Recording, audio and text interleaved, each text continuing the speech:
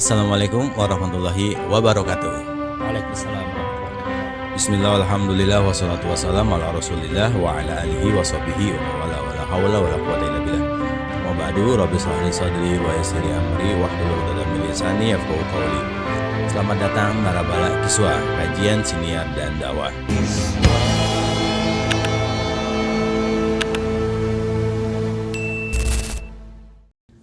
Alhamdulillah kita sampai pada yang insya Allah adalah penghujung dari episode spesial Ramadan di tahun 1447 Hijriah atau 2026.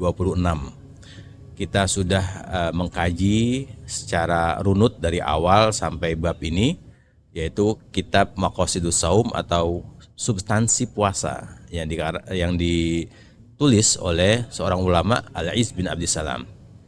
Kita akan menyimak Mas Rizal di episode yang terakhir ini, Mas, sebelum kita berlebaran, dan semoga kita masih diberikan usia panjang umur dan dipertemukan dengan Ramadan tahun berikutnya, dan insya Allah kita akan terus membersamai Narabala di jagat maya.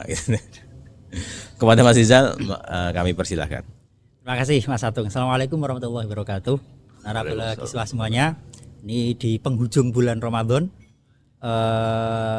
kita khataman kitab Maqasidus Shaum karya Al-Iz bin Abdissalam. Namun sebelum kita lanjutkan, kita buka dulu dengan baca surah Al-Fatihah. Semoga yang kita kaji manfaat barokah di dunia akhirat. Amin, amin. Al-Fatihah. A'udzubillahi minasyaitonir rajim. Shiratal ladzina an'amta 'alaihim. Kita sampai di penghujung kajian kitab Maqasidus Shaum karya Al-Iz bin Abdissalam.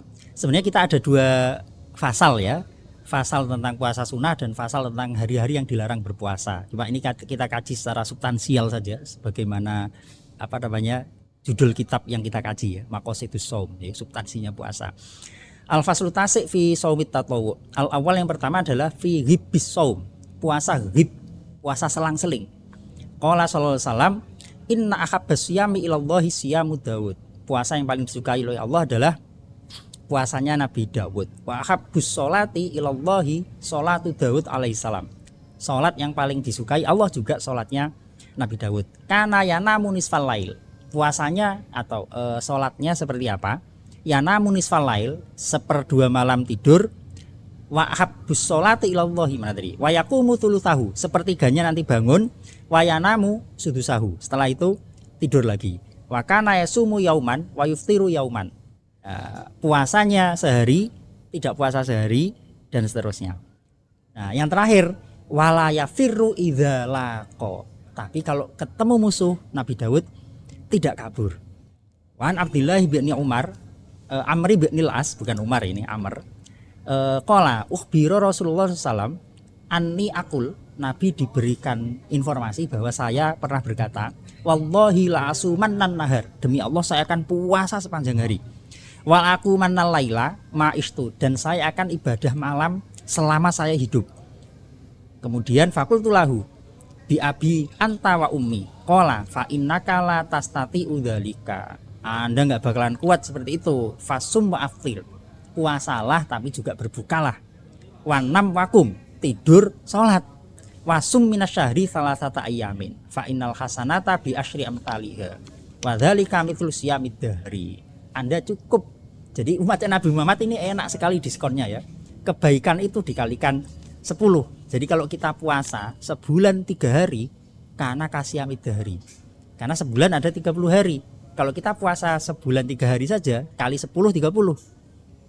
Kali 12, udah sama seperti puasa setahun. Nah ini, di hadis ini Nabi dikutip ya, bahwa Nabi diberi, ada cerita di hadis yang sering kita dengar ya, bahwa Nabi ditanya ya, ayul a'mali afdolu, faqala as-sholatu li awali waktiha. Amal terbaik itu apa? Sholat di awal waktu. Suatu ketika Nabi juga ditanya, ayul a'mali afdolu birrul walidain, berbakti kepada kedua orang tua. Di kesempatan yang lain Nabi ditanya, ayul a'mali afdolu al jihadu fisabilillah. Ini kan agak bulat ini ya. Tadi ditanya ya, puasa terbaik apa? Amal terbaik adalah puasa seperti puasanya Nabi Daud. Jadi wahwa afdolus siyam. Jadi disebutkan ya bahwa puasa amal terbaik itu puasa seperti puasanya Nabi Daud. Nah, ini menandakan bahwa Nabi ketika berkomunikasi dengan umatnya itu juga memperhatikan situasi dan kondisinya, tidak memukul rata, disamaratakan. Ya, ini juga penting di dalam berfatwa. Ya. Nah, ini seperti itu kira-kira. Kita lanjut dengan ngobrol-ngobrol masuk sambil nunggu maghrib ini. Jadi hadis-hadis yang tentang fadhailul a'mal atau amal-amal yang afdol itu ternyata tergantung orangnya ya Mas ya. Kalau memang ini kayaknya orang ini dapurannya ini potongannya ini karakternya ini ahli puasa, nggak mau makan, maka dia cocok untuk berpuasa. Nah, ketika orangnya kemudian dia ahli sujud, maka afdolul amal bagi dia ya sujud, ya gitu ya. Betul. Atau begini, ini orang sholatnya bagus tapi sama orang tuanya berani. Nah, kalau nanya amal terbaik apa ya Rasulullah? Birrul walidain. Nah, tadi disebutkan narabala kiswah ya bahwa amal terbaik itu ada kalanya birrul walidain, sholat di awal waktu dan seterusnya. Nah, ini dilanjutkan oleh Ali bin Abdul Salam. Nabi itu ajaba kullu wahidin minhum. Nabi menjawab setiap pertanyaan dari para sahabat alama fahimahu min tahsisi su'alihi bi a'mali nafsihi. Jadi tergantung kondisi spesifik dari si penanya. Fakanahu qala lil awal afdalu a'malika as-sholatu li awali waqtiha dan seterusnya. Nah, ini kita harus memaknai hadis-hadis yang secara zahir tampak kontradiktif ini dengan satu kaidah. Ini saya tulis ikhtilaful jawab likhtilafil ahwal. Jadi jawaban itu bisa berbeda-beda tergantung keadaan. Karena kalau kita tidak gunakan kaidah ini, laula tanzila hadil ahadits ala hadil qaidah, kalau kita tidak mendudukkan hadis-hadis yang tampak kontradiktif itu menggunakan kaidah ini, lakanat muntanaqidah, maka akan tampak kontradiktif. Sementara maqamur rasul ajalla min ayyasduru anhu qaulun mutanaqidun. Seorang nabi itu tidak mungkin terlalu mulia kalau sampai keluar kalimat dari diri beliau yang kontradiktif. Nabi nggak mungkin nggak konsisten, kira-kira gitu. Nah, ini seorang mufti juga mestinya seperti ini, sehingga wajib ya mufti itu punya banyak stok referensi pendapat. Kalau Darul Iftah Mesir itu harus 4 madhab plus madhab-madhab yang baidah ya. Madhab Ats-Tsauri atau At-Tabari, bahkan termasuk qaulul mujtahid yang la madhabalahu, pendapat-pendapat individual yang tidak punya madhab seperti Laith ya, itu semuanya wajib dipertimbangkan dalam rangka nanti mana qaul ini yang cocok difatwakan kepada penanya dengan kondisi spesifik yang dimiliki oleh si penanya itu, dan itu yang dilakukan Nabi. Kira-kira begitu Mas Atung. Siap. Jadi kaidahnya bunyinya gimana Mas? Ikhtilaful jawab likhtilafil ahwal. Itu ada di kaidah fikih ya? Ini sebenarnya bukan kaidah ya, al-muqarrar fil fiqh gitu aja ya, sebuah ketetapan rumusan ya di dalam fikih gitu ya. Siap. Mungkin hampir selesai, kita lanjut dulu aja Mas. Oke. Nah, kita kulik lagi ya terkait dengan hadis tadi. Jadi gini, sebenarnya muncul pertanyaan seperti ini, boleh nggak puasa setahun penuh? Sebenarnya boleh, puasa setahun penuh tanpa jeda itu boleh. Noh, kan hadisnya tadi puasa terbaik itu adalah Selang-seling. Selang-seling. Nah, oleh Al-Is dianalisis bahwa begini, kalau Anda kuat silahkan, kalau nggak kuat, nah jadi catatannya ada di kuat atau tidaknya. Demikian juga dengan puasa ghaib. Puasa ghaib itu bagus kalau kuat. Kalau tidak kuat, ya sebaiknya tidak melakukan puasa ghaib atau puasa Daud. Nah, ada satu petunjuk dari teks hadis ya. Tadi disebutkan ya, Nabi Daud itu sehari puasa, sehari tidak. Sehari kalau malam ya tidur, ya sholat. Nah, ada satu kode dari hadis tadi, wala yafirru idza laqa. Nabi Daud tidak kabur ketika ketemu musuh. Itu artinya apa? Puasa dan ibadahnya Nabi Daud itu tidak memberatkan diri beliau. Karena jangan sampai kita karena puasa ketemu Israel misalkan, ya lagi puasa ini, antar aja lah. Ya waktunya kerja ini. Nah, jangan sampai begitu. Nah, ini ada satu clue dari hadis tadi, wala yafirru idza laqa. Nabi Daud itu kalau ketemu musuh tidak kabur. Artinya apa? Puasa yang dilakukan Nabi Daud tadi itu tidak mempengaruhi fisik beliau menjadi lemah. Nah, itu catatannya. Artinya apa? Ya puasa setahun nggak masalah. Setahun dengan catatan gini ya. Puasa setahun terus-menerus, malamnya tetap berbuka. Kemudian di hari-hari yang diharamkan berpuasa dia tidak puasa. Nah, catatannya di situ, bukan terus-menerus full, ya, enggak. Nah, itu juga boleh sebenarnya. Cuma yang terbaik ya yang sedang-sedang saja. Nah itu ada pertanyaan tentang hari-hari apa saja yang diharapkan berpuasa, Mas? Nah, itu ada di bagian penghujung di kitab yang kita kaji ini ya. Ada hari hari Id ya, atau setelah separuh bulan Sya'ban menjelang Ramadan. Nah, itu juga ada yang mengatakan itu haram. Kemudian hari Syak ya, hari Syak itu tanggal 30 Sya'ban di mana ragu sudah masuk satu Ramadan atau belum. Nah, itu Yaumus Syak. Kemudian mengkhususkan puasa di hari Jumat. Nah, itu juga tidak boleh. Atau yang sangat populer Ayyamut Tasyrik itu juga diharamkan. Nah, jadi puasa setahun full kecuali di hari-hari yang diharamkan yang disebutkan di kitab ini, nah, itu boleh. Cuma yang moderat adalah sehari puasa, sehari tidak. Atau pengen yang lebih moderat lagi, yang penting dalam sebulan puasa 3 hari. Al hasanat bi asyri amsalihha, sudah kali 10 itu. Itu sudah sama seperti puasa setahun. 3 hari itu di pertengahan bulan ya. Ayyamul Bid itu ya. Tadi disebutkan di hadis la yubali, nggak peduli hari apapun. Jadi Siti Aisyah ditanya kan, Nabi itu dalam sebulan puasa 3 hari. Itu hari apa? Siti Aisyah menjawab, Nabi nggak peduli hari apa. Yang penting 3 hari aja. Boleh di awal, tengah atau akhir lah ya. Boleh. Nah, sehingga di fikih dikenal ada Ayyamul Bid. Ayyamul Bid itu bisa 13, 14, 15 atau 16, 17, 18. Bahkan di Ianatul Thalibin ada puasa Ayyamus Sud, hari-hari gelap. Berarti 27, 28, 29 atau 28, 29, 30, kemudian 1, 2, 3. Ayyamus Sud. Itu juga disunahkan. Kalau Ayyamul Bid itu hari-hari putih mungkin pas purnama lagi terang-terangnya kali ya. Fase purnama. Fase purnama itu bisa 13, 14, 15. Ya kayak perdebatan kemarin itu kan, loh kok sholat gerhananya terjadi gerhana di tanggal 13 malam 14. Jadi kalimat gerhana pasti di bulan purnama itu agak kurang tepat sebenarnya. Yang tepat gerhana itu terjadi di fase purnama.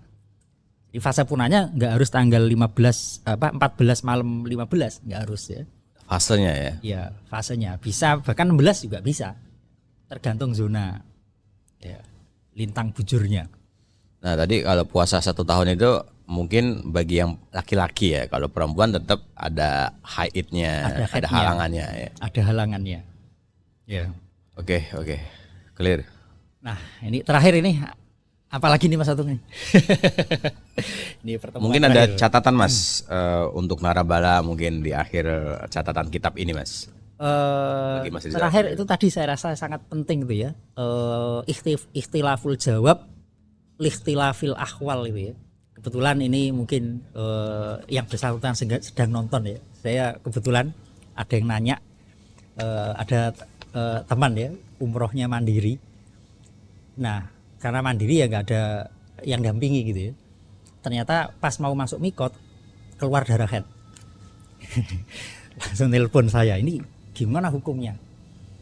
Beliau nyari di online, nyari di YouTube, Malah ada seorang ustadz kondang mengatakan ya udah ibadahnya perempuan yang sedang haid ketika di tanah haram ya nemenin istri aja, suami aja.